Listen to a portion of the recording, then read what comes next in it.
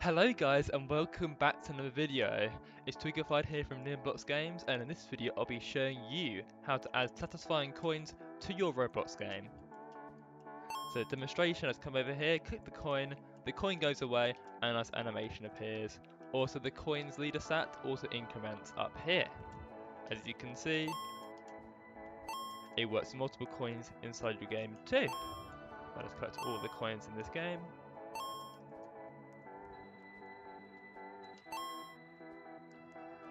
And there we go. Oh. This is just the default Roblox obby. I'm assuming you probably have a better game you're going to add this amazing feature to.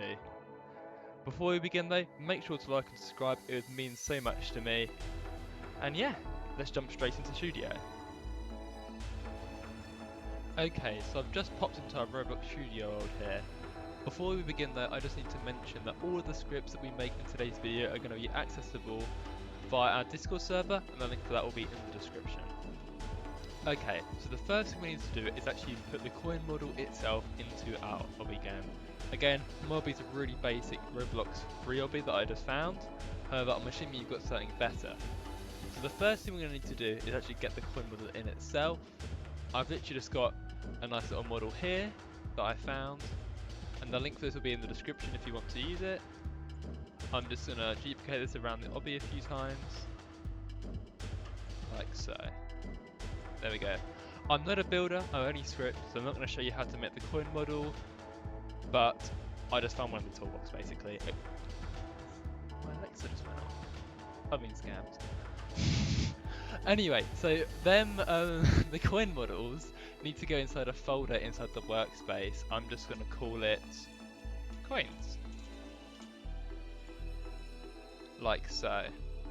Another thing we need to do while we're in the workspace is add that coin sound effect. I'm just going to call it sound. Let's get the ID up real quick. Here's the ID. And I'm just going to chuck it in the sound ID section. Again, the link for that will be in the description. We need to name the sound coin pick up effect. There we go. So a sound in the workspace with that ID named coin sound effect. Now the last thing we need to do in our setup is add a remote event in replicator storage called getCoin. Basically, when a player will touch the coin in our script, the server will recognize that the player has touched the coin, and then will tell your computer to run the nice fancy coin animation that's spinning around and going up in the air. So that's what the getCoin does. Now the first thing we're going to do is do the server-sided script. I'm going to name this script coins. Don't have to do that. Okay, so the first thing we'll do is get our services. I might zoom this in a little bit so you guys can see. The player service and the replicated storage service, obviously, so we can get that remote event. Let's get the remote event now. Might as well.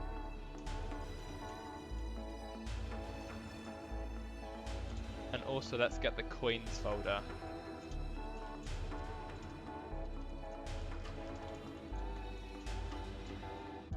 There we go. Okay, we now need to do a new player function. So basically this function is going to run when a new player joins the game. Inside this function we need to add the leader stats folder. So this is going to be the leaderboard at the top right. So that shows how many coins you've got. It's going to be that. We're adding that. If you've already got a leaderboard, you need to have a different line of code here. Instead of making a new folder, you need to instead of making a new one, you need to get the current one that's been put in there.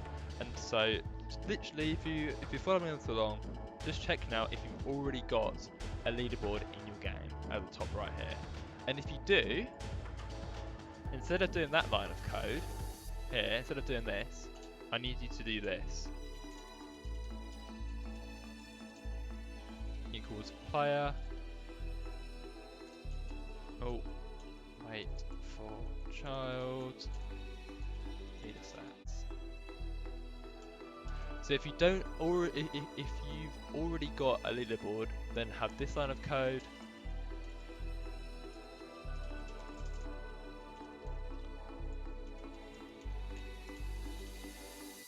you don't have a leaderboard, then have this line of code. Okay.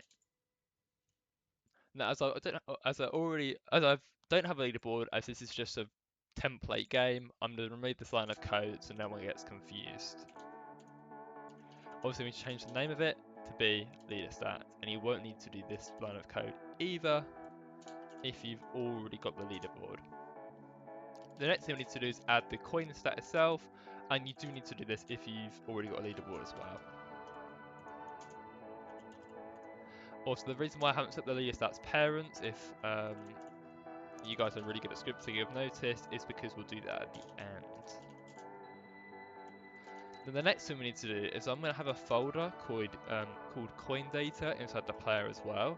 We're just going to use this to have a ball value inside all of the inside the folder for all of the different coins, represent all different coins, to see if the player has got the coin or not.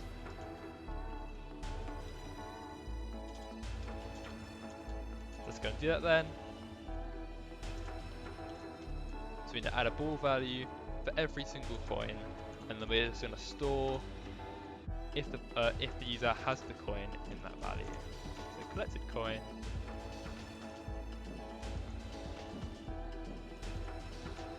Is the ball value, and we're going to put it in the coin data folder.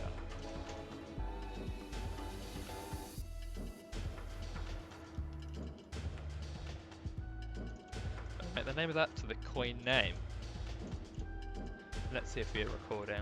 We are recording, okay. You guys got no idea how many times I've done this and it hasn't been recording.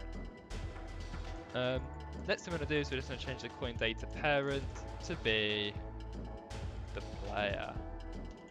And also going to change the leader stats parent to be the player. The reason why we do this at the end is because we're going to add a script later on inside the player. We want to make sure the leader stats and the coin data is loaded before that script runs.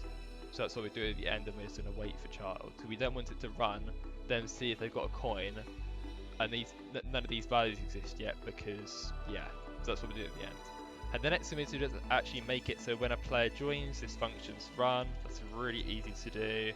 I'm sure if you've seen any of our videos, you know how to do this. It's basically like this. And then we need to loop through all of the players in the game.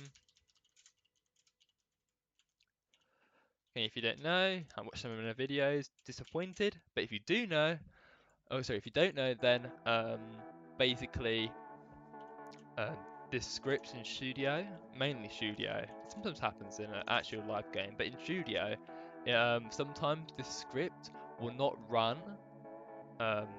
Sometimes the player will join before the script is run, so a new player won't be detected with this function, so you have to get all the players who are in the game before the script is run with this, if that makes sense. So next thing we're going to do is get all the coins in the game. This is where we're going to basically increment that coin stat, because we obviously can't do that on the client. All the animations are going to be done on the client itself. Now here what I'm just doing here is just giving each coin a unique name. We're already naming the coins differently in here, like coin 1, coin 2, or like they're different, you don't need this. But if you're not, I just need to make sure they're unique for it's because vital later in the script.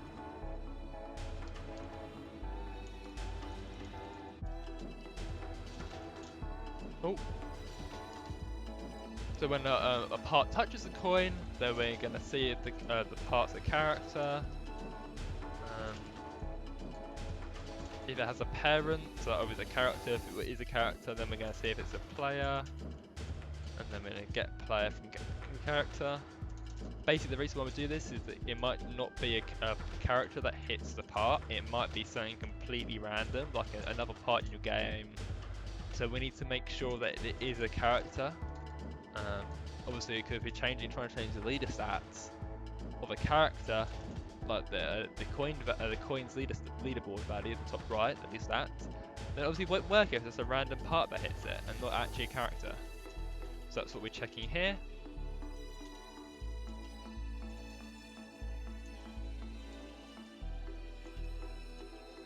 We're now getting the leader stats and the coin data value. Remember the ones that we set up over here? We're basically getting these. The reason why we get the coin data is obviously if you touch a coin, you've already collected it, you don't want to be able to get it again. So that's why we're checking if we've already got it or not. And all I'm doing here, if leader stats is not equal nil, every stage we're just seeing if it actually exists or not.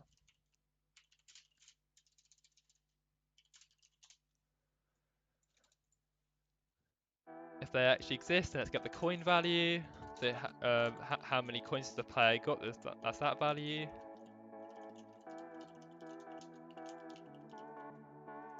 And the last one is collected coin value. So have we collected the coin or not? Again, that's in the coins data folder. Yeah, coins data. And then we named it, if we remember, we named each ball value the coin name. So we're just gonna get the coin name, which is literally coin.name. And if they exist again, very lots of repetition, I know, but you got to go with what works, and this script certainly works, and it's really nice to add to your game. So if we, I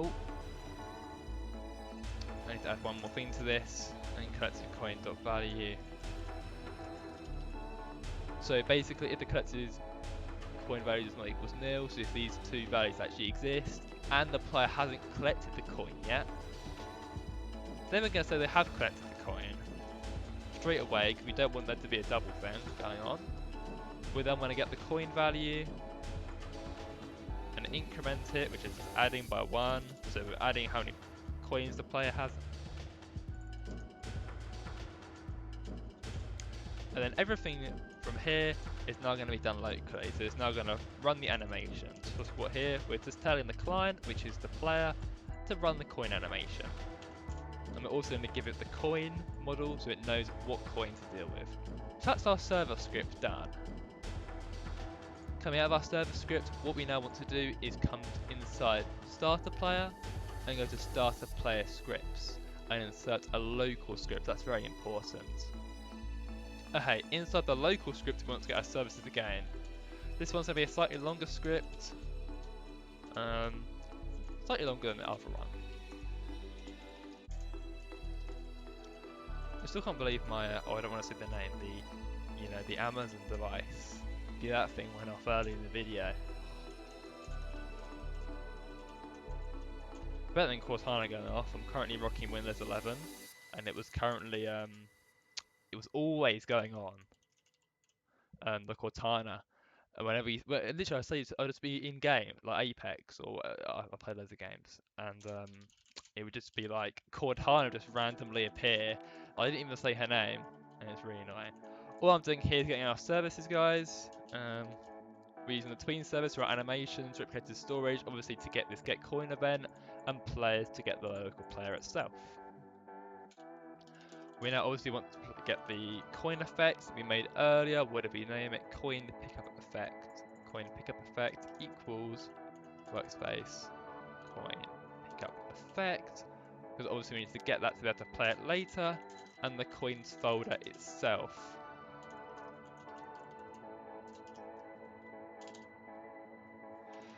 The next bit's pretty complicated. We're looking at the tweens. So I kind of do the tweens really weirdly, but it works, which is the important thing.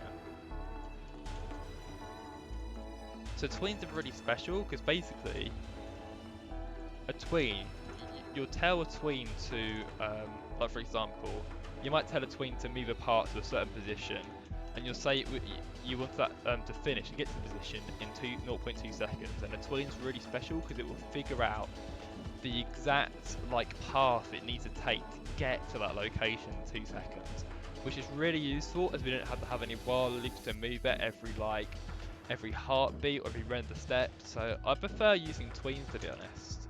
They're a lot easier to deal with in my opinion. Obviously different developers do it differently. So all we're doing here is setting the tween input, and this is the duration for each tween. This is 0.2 seconds, 0.35 seconds. There's 3 separate tweens for, this is what I mean by tweens are complicated for me, because Okay, I'm gonna need to hop in here to show you guys this. So if I get a part, you've got to think, as I was saying, tweens figure out the best, the best way to get to a particular location. So if I'm changing the orientation around here to 180, oh, it didn't rotate at all. Is this a radius now? There you go. Why didn't they rotate? Oh, I'm stupid. It's 180. I'm wondering why it's rotating. I'm so dumb. And there we go. 90. There we go. So you do see. I'm sorry. That was really embarrassing, guys. I'm sorry. Okay. So let's say we do it by 90 degrees. Obviously, we've rotated the part by 90 degrees. But let's say if you go back to 0 and we go to 360 degrees, which is what we do, because when we rotate the coin, obviously, we want to make it do a 360-degree rotation every, like, 2 seconds or something. You will notice that it doesn't move at all, and it just, like, changes it back to 0 orientation down here. That's basically because, obviously, like, 360 is the same as, like, 0 degrees. You go into the same point, which basically means the tween will realise that you're going to the same point, and will be like, well, I don't need to move, I'm already there. So it doesn't rotate.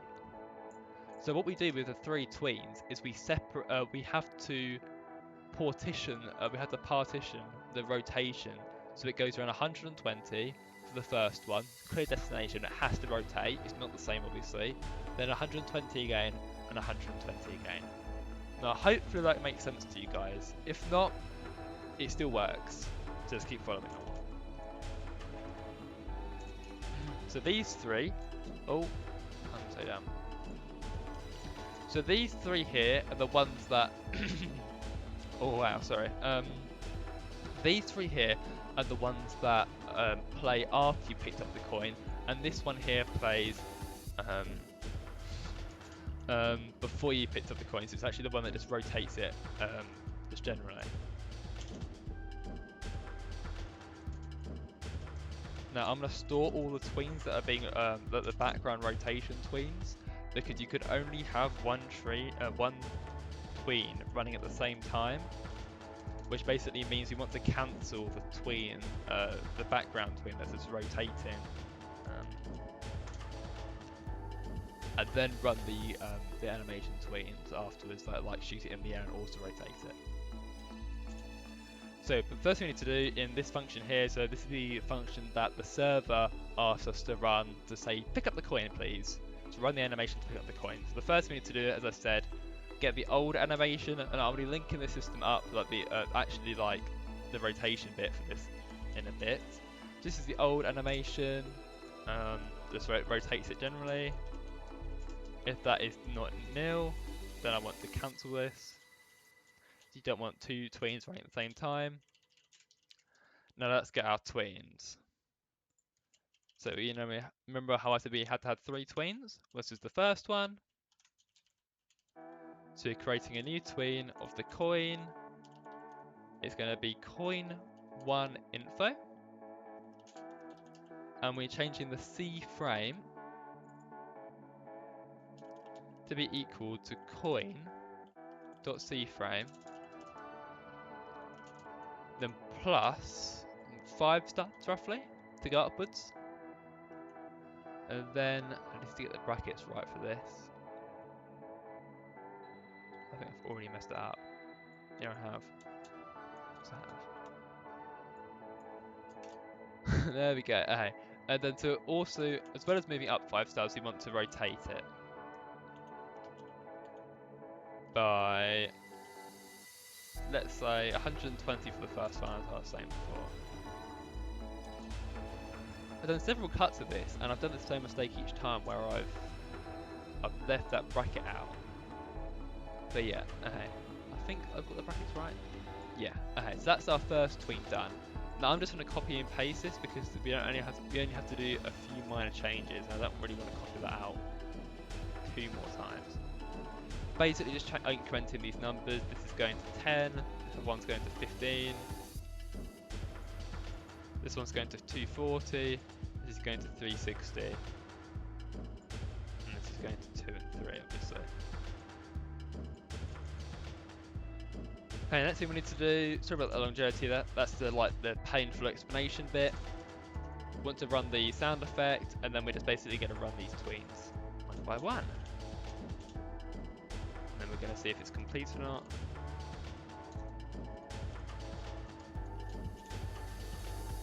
And I'm going to run these again.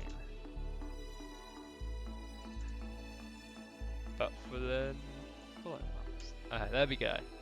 And the next thing we need to do, obviously they're the ones that like spin and disappear, like go upwards and fly off.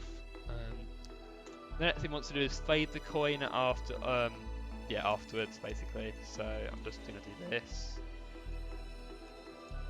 I could use a tween for this. Also, did I spell transparency right? I did. Oh. The other cuts have done this. I always spell it wrong, so I'm actually very enthusiastic that this cut's gonna be the good one.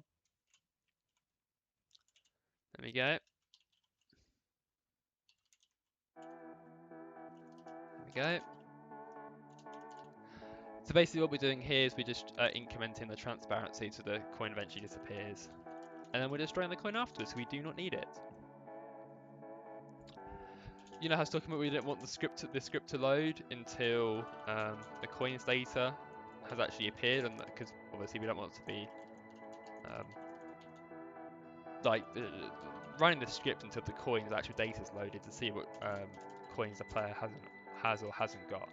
So basically we're going to wait until the coin data exists, and then the moment that it does, we're going to be guessing it.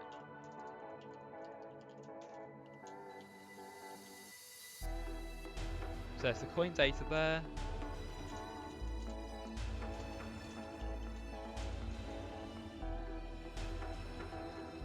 And then what we have to do here is get all the coins, and then we're going to do that animation that just rotates the coin.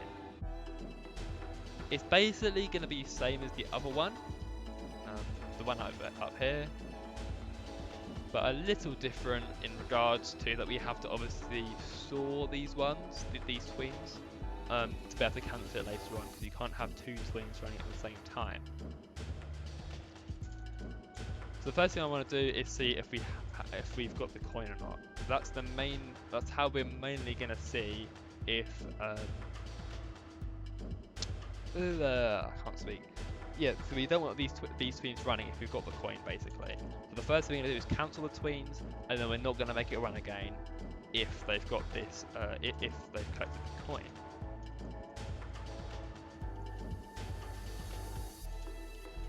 So we go, so we've got the collected coin value, seeing if we've got the coin or not. And then we need to do temp team 1, make our tweens again.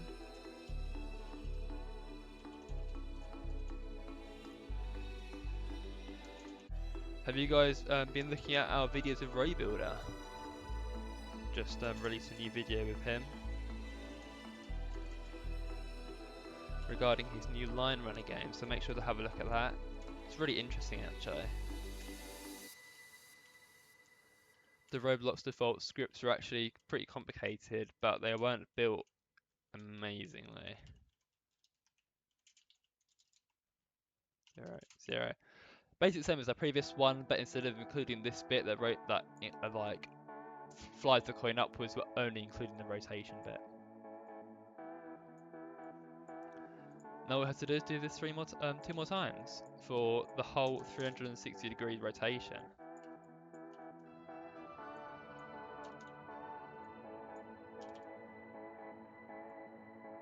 There we go.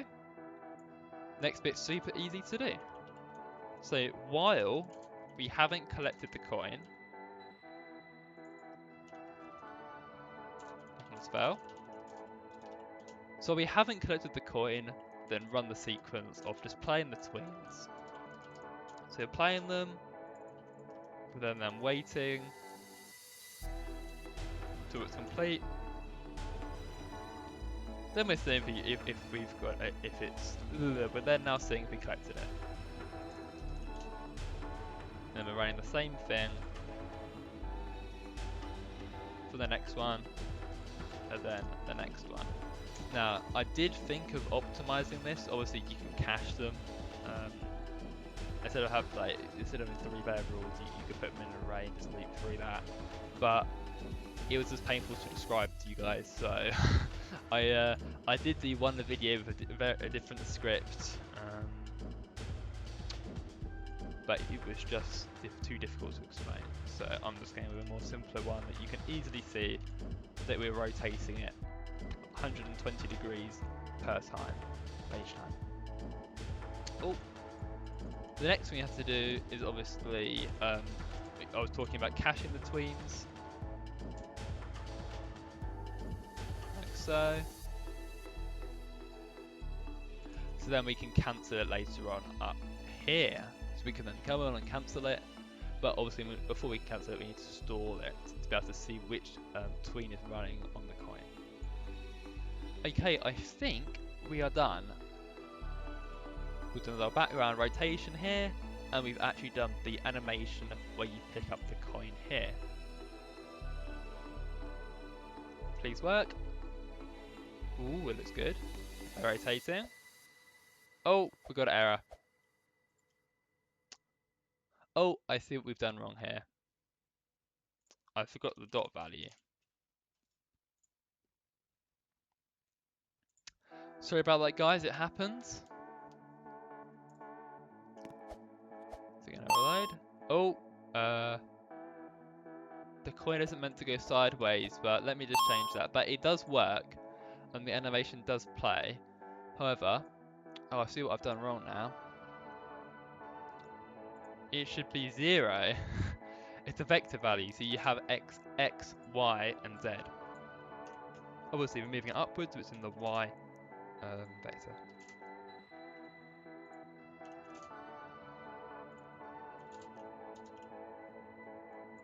Again, I'm sorry guys it happens, but yeah, also another thing that I'm going to do is with these coins, I'm just going to set the can collide to false. That way it's a little bit smoother when you obviously touch them. That looks nice, look at that. There we go. Hey, one thing I'm going to quickly do is reduce the volume, because that is ear rape. There we go. Hey, that is really nice actually. As you can see, our coins lead us at increments as we go, and we collecting the coins and they disappear.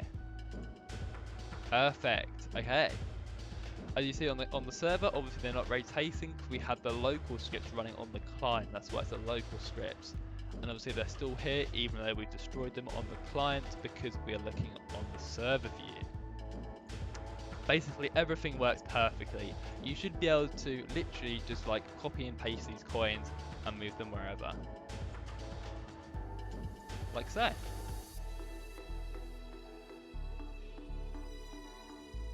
Perfect. Thank you guys so much for watching today's video. Make sure to like and subscribe. Again, all the scripts in this video are going to be located in our Discord server, and if you need any help or support, we've got a nice dev support channel. We're really helpful and open to comments about our videos as well. But yeah, make sure to like and subscribe, and I'll see you in the next one. Bye.